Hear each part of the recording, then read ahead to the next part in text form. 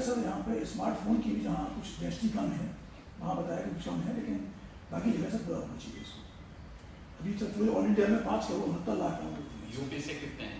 UP से पुणे भीमराव अम्बेडकर बाबा साहब की 129वीं जयंती पर आप क्या भाव व्यक्त करना चाहते हैं? क्या उनके बारे में, उनके व्यक्तित्व के बारे में, उनके जीवन के बारे में आप क्या कहना चाहते हैं? क्या आप संदेश देना चाहते हैं? हमारे संविधान के रचयिता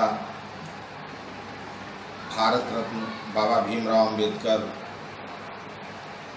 के चरणों में सर्वप्रथम मैं उनकी 129वीं जयंती पर श्रद्धा सुमन अर्पित करना चाहता हूँ एवं उनके द्वारा जो संविधान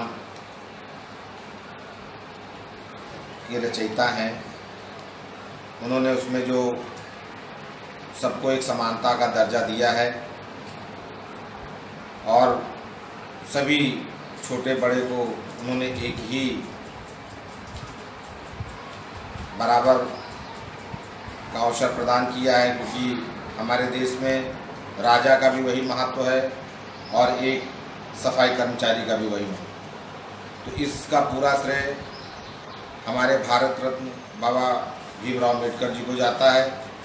मैं चाहता हूँ कि इस तरीके के व्यक्तित्व हमेशा अजर और अमर हो जाते हैं, वो कभी ख़त्म नहीं हुए हैं और उनके पद चिन्हों पर हम लोगों को भी चलकर समाज में जो कुरीतियाँ फैली हुई हैं उनको एक अच्छा मार्ग दिखाया जाए। यही एक सच्ची श्रद्धांजलि होगी। बाबा साहब हमेशा अमर रहें। बस यहीं पर मैं अपनी वाणी को विराम। प्रधानमंत्री जी ने 3 मई तक जो लॉकडाउन की डेट को बढ़ाई है, उस पर आप समस्त भारतवासियों को क्या संदेश देना चाहते हैं? क्या आपकी राय? जो हमारे देश के माननीय प्रधानमंत्री जी ने 14 अप्रैल तक जो प्रथम लॉकडाउन था उसको अब 3 मई तक बढ़ा दिया गया, क्योंकि हमारे प्रधानमंत्री जी की ऐसी सोच है कि इसका केवल एक ही उपाय है कि इसको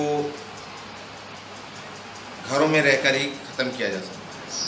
क्योंकि अगर हम लोग 14 तारीख को लॉकडाउन समाप्त हो जाता, 15 तारीख से निकलने लगते, तो जो थोड़ी बहुत अभी समस्याएं रह गई हैं उससे केस बढ़ने के चांसेस थे।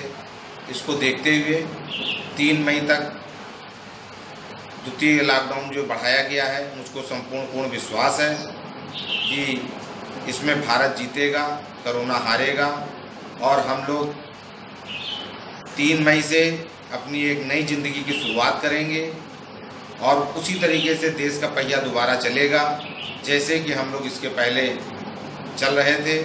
मुझको पूर्ण विश्वास है कि कोरोना हमारे देश से